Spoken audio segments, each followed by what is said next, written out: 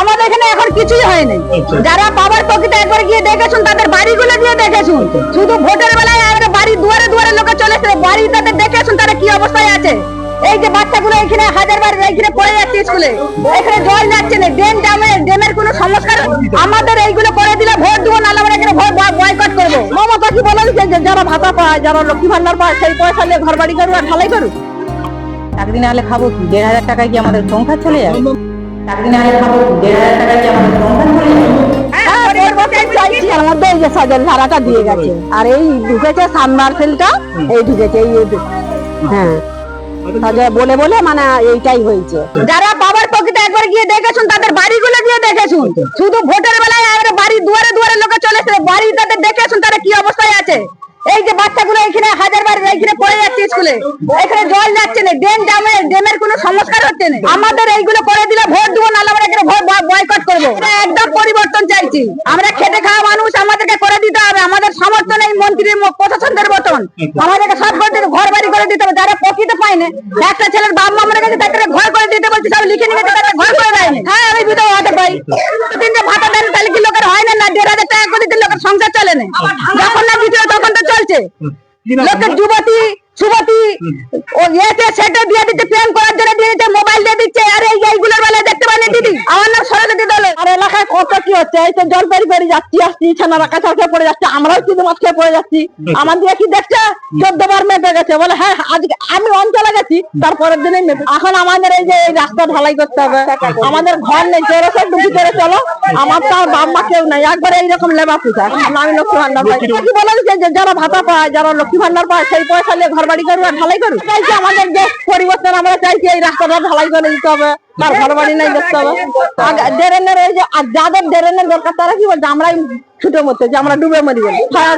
এলাকায় উন্নয়ন হয়েছে, রাস্তাঘাট হয়েছে, যেদিকে হয়েছে সেদিকে হয়েছে। আমাদের এইদিকে যে রাস্তা যে জল জমে যায়, ড্রেন জাম হয়ে যায়, এগুলো আমাদের কিছুই করেনি। মেপে নিয়ে গেছে, হবে বলেছে, কবে হবে ভগবান জানি।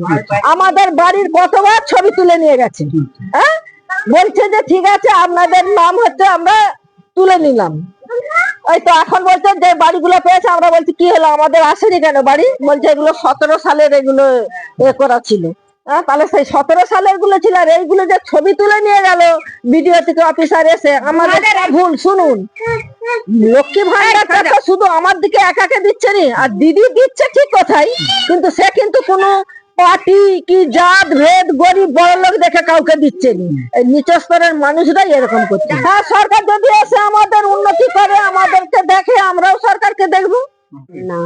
আচ্ছা, শুধু আসার মধ্যে এই যে সজল ধারাটা দিয়ে গেছে, আর এই ঢুকেছে সাবমার্সেলটা, এই ঢুকেছে এই হ্যাঁ সজল বলে বলে মানে এইটাই হয়েছে। এই যে রাস্তাটাও হয়নি, আর কি পরিবর্তন চাইছি তো আমরা, তো আনতে চাইছি তো, দেখবো কি সব উন্নয়ন হয়, দিতে উন্নয়ন করুক, পাশে এসে দাঁড়ান, তাহলে আমরাও তো দেখবো না। যদি আমাদেরকে দেখে তাহলে আমরা কি করে দেখবো?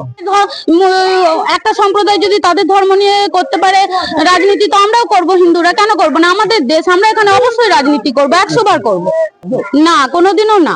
মানুষকে সুরক্ষা দিতে হয় সব দিক থেকে, নারী সুরক্ষা তো এখানে কোনো তো নামই নেই। রাস্তায় আজকাল কি একটা ইয়ং মেয়ে বা বাচ্চা মেয়ে বেরোনোর সেইভাবে কি সুযোগ সুবিধা আছে? রাত্রেবেলা আপনি ছাড়তে পারবেন? সন্ধ্যাবেলা একা একা ছাড়তে পারবেন? বা দুপুরবেলা ছাড়তে পারবেন একটা বাচ্চাকে? আমরা তো কোলাঘাটের সামনাসামনি থাকি, এখানে আমাদের মানে পক্ষে এটা সম্ভবই নয়। আমরা প্রোটেকশন ছাড়া, গাইডেন্স ছাড়া বাচ্চা ছেলে হোক মেয়ে হোক আমরা ছাড়তেই পারি না।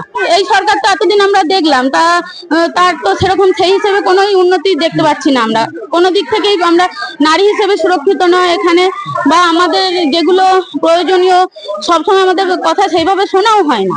পাবলিকের কথা, সাধারণ মানুষের কথা সেইভাবে শোনা হয় না। যারা সুবিধা পায়, যারা পজিশনে থাকে, তারাই একমাত্র সুযোগ সুবিধাগুলো ভোগ করে। সাধারণ মানুষ যেখানে ঘর পাচ্ছে না, হয়তো নিত্য প্রয়োজনীয় যে টয়লেটের ব্যবস্থা সেটাও হয়তো পাচ্ছে না, তাহলে কিসের জন্য থাকবে? অবশ্যই পরিবর্তন চাই। আর হচ্ছে যে আমরা আশা রাখছি যে ভবিষ্যৎ সরকার, যে সরকার ভবিষ্যতে দাঁড়াবে, তারা আমাদের সুযোগ সুবিধাগুলো বা আমাদের যে প্রোটেকশনের ব্যাপারগুলো সেগুলো অবশ্যই নজর রাখবে। আর আমি হিন্দু হিসেবে বলতে চাই, আমার হিন্দু দেশ, এই দেশ হিন্দুর, আর হিন্দুর দেশ থাকবে। আজ 7,000 বছর আগে, 5,000 বছর আগে ছিল, আরো 50,000 বছর পর্যন্ত হিন্দুই থাকবে। হিন্দু ভারতের দেশ, ভারতে হিন্দু ধর্মই একমাত্র প্রাধান্য পাবে ভারতে। আর অন্য কোনো ধর্ম থাকে, শান্তিপূর্ণভাবে থাকতে পারলে থাকবে, আর না থাকতে পারলে যেখানে শান্তিপূর্ণ যেতে চায় চলে যেতে পারে।